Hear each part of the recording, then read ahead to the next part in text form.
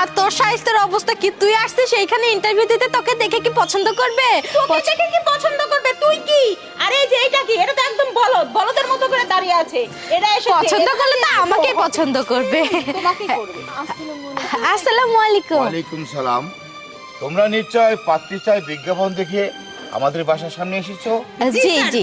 রফিক চৌধুরীর একমাত্র ছেলে লন্ডনে থাকে, ওই ছেলেকে আমি বিয়ে করাবো, যার জন্য বিজ্ঞাপন দিয়েছি। মুনমুন বলো।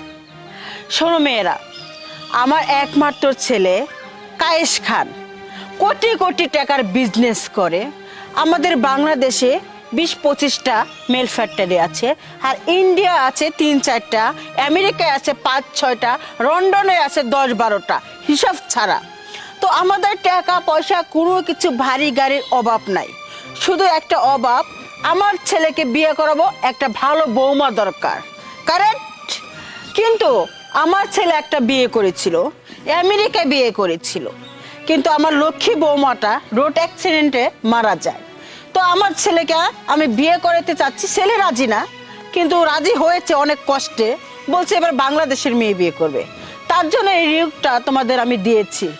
তো তোমরা কি রাজি? আমার ছেলে যে আগে একটা বিয়ে করেছিল। অবশ্যই রাজি, কেন রাজি না? কি যে বলেন না আপনি, আমি তো একবারের উপরে রাজি। আমিও রাজি, কারণ আপনাদের বাড়ি বউ হওয়া তো আমার ভাগ্যের বিষয়। এই বাড়িতে যদি আমি বউ হয়ে আসতে পারি, আমি অনেক ভালো থাকবো। আর আপনাদের ওকে বুঝতে পেরেছি, তুমি তো কোনো কথা বলছো না। দেখুন, এটা তো বিয়ে শাদীর ব্যাপার, জোর জবরদস্তি করে কিছুই হয় না। আপনার যাকে পছন্দ হয়, আপনার বাড়ির বউ আপনি তাকেই করতে পারেন। আমার এখানে কোনো সে নেই। গুড, কারেক্ট কথা বলেছো। তোমার কথা আমার কাছে অনেক ভালো লেগেছে। আচ্ছা যাই হোক, আমি আসল কথায় আসি। আসল কথাটা তোমাদের বলা হয় নাই। আমার ছেলে একটা মেয়ে আছে, মানে আমাদের একটা দাদু ভাই আছে। তোমরা এই 3 জনের মধ্যে কে আমার দাদু ভাইকে বেশি ভালোবেসে আদর করে সন্তানের মতন সেবা যত্ন করতে পারবে? অবশ্যই ম্যাম, আমি পারবো, কারণ আমি বাচ্চাদেরকে অনেক ভালোবাসি। আর আপনার ছেলের মেয়েকে তো কখনো আমি সৎ মেয়ে ভাববো না, আমি আমার নিজের মেয়ের মতো করে মানুষ করব। আমিও পারবো। জানেন আন্টি, আমার বাড়িতে না অনেক বাচ্চা কাচ্চা আছে। অবশ্য সেগুলো বাচ্চা আমার না, আমাদের বাড়ির আশেপাশে প্রতিবেশীদের। তাদের বাচ্চাগুলো না মা বাবার কাছে থাকতেই চায় না, আমার কাছে চলে আসে। আমি খাওয়িয়ে দেই, ঘুম পাড়িয়ে দেই, আদর করি, এর জন্য বাচ্চারা আমাকে অনেক ভালোবাসে। আর ওইটা তো আপনার ছেলের বাচ্চা, আপনার ছেলের বাচ্চাকে তো আমি অনেক আদর করব, নিজের মায়ের চেয়েও বেশি ভালোবাসবো আমি। ঠিক আছে, তোমাদের কথা আমার খুবই ভালো লেগেছে, কিন্তু তোমরা 3 জন এসেছো, 3 জনকে তো আমার ছেলের বউ করবো না। ঠিক আছে, একটা বুদ্ধি আছে, আমার দাদু ভাইয়ের কাছে তোমাদের নিয়ে চলি, তারপর আমার দাদু ভাই তোমাদের পছন্দ করুক যে কে হবে আমার দাদু ভাইয়ের মা। আসো চলো।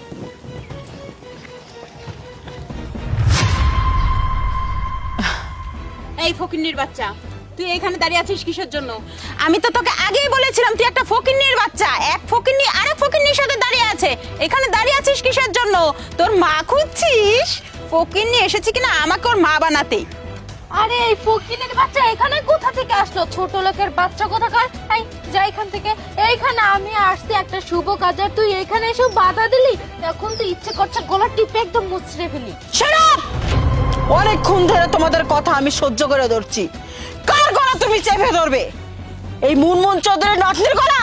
নানি মানে? তার মানে Shut up! তুমি বলো, তুমি যে পরীক্ষা করেছিলে, এই পরীক্ষা কে পাশ করেছে? দাদু ভাই, এরা দুজন হলো অনেক খারাপ, কিন্তু এই আন্টিটা অনেক ভালো। আমি আগেই বুঝতে পেরেছিলাম যে এই মেয়েটা অনেক ভালো।